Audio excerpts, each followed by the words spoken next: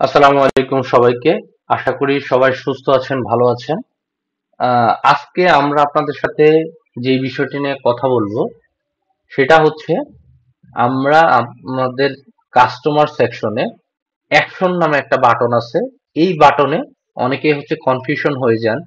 এখানে disable, deactive, close, delete এই ৪টা বিষয় নিয়ে।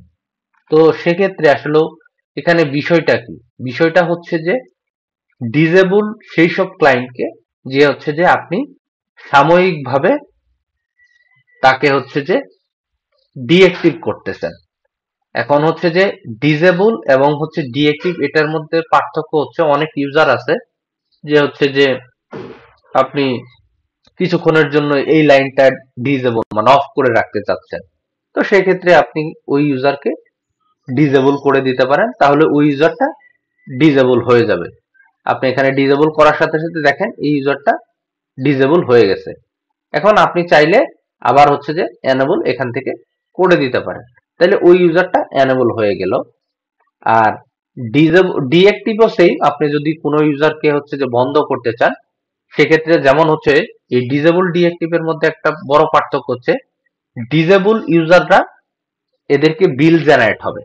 আপনি অফ করে রাখলেন কিন্তু এদের মান্থলি বিল জেনারেট হতে থাকবে, কিন্তু ডিএক্টিভ ইউজারদের বিল জেনারেট হবে না। অনেকেই বলতে পারে যে ভাই এই মাসটা আমি থাকবো না, আমার লাইনটা হচ্ছে যে আপনারা অফ করে দেন, নেক্সট মান্থ থেকে আমি আপনার লাইনটা ইউজ করব।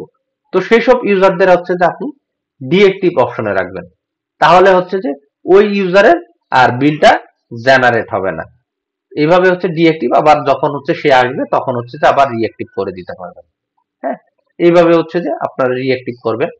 তারপরে হচ্ছে যে ক্লোজ কাস্টমার। ক্লোজ কাস্টমার হচ্ছে যে এই কাস্টমার, এইসব কাস্টমার, যেসব কাস্টমাররা হচ্ছে যে হয়তো আপনার কাছে চলে গিয়েছে, সে হয়তো কোনো সময় আসতে পারে, আপনার হচ্ছে যে আশা আছে যে সে আবার আপনার লাইনে ব্যাক করবে।